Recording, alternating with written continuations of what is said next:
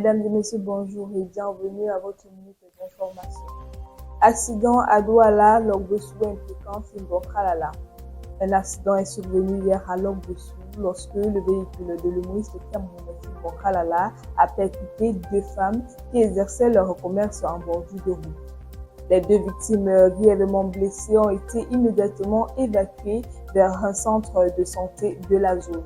Leur état reste très préoccupant et suscite de fortes inquiétudes. Simbo Kalala, quant à lui, est sorti indemne de l'incident et serait actuellement pris en charge par les autorités compétentes pour les besoins de l'enquête. Une situation qui soulève les questions d'insécurité sur les routes du pays. Urgence, la famille d'Anicette Ekane exige la suspension de l'autopsie.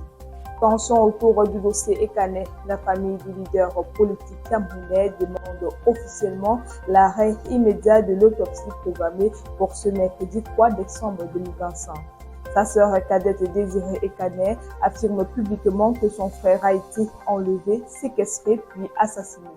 Dans un climat de forte suspicion et de vive interrogation sur les conditions de son décès en détention, les proches réclament que tout examen médico-légal soit mené avec transparence en présence de leurs représentants légaux afin de garantir une démarche contradictoire, indépendante et crédible. SIDA 2025, le Cameroun renforce la riposte.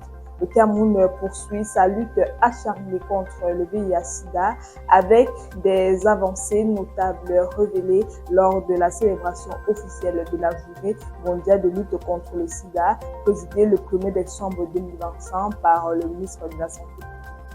Malgré les perturbations enregistrées depuis la suspension de l'ère américaine, les services VIH ont été maintenus grâce au plan mis en œuvre par le gouvernement.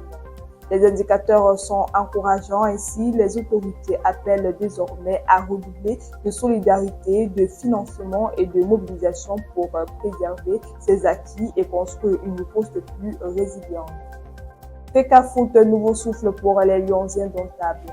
À moins de 3 semaines de la CAN 2025, la FECAFOOT opère un remaniement spectaculaire du staff des Lions indomptables.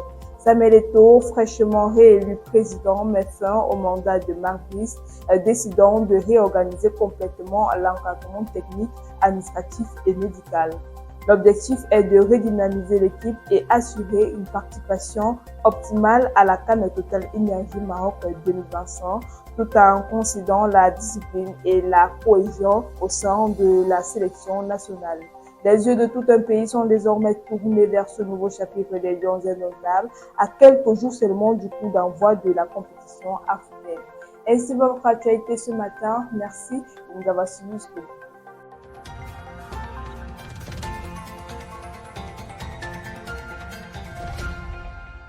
Campus TV, nous sommes ensemble.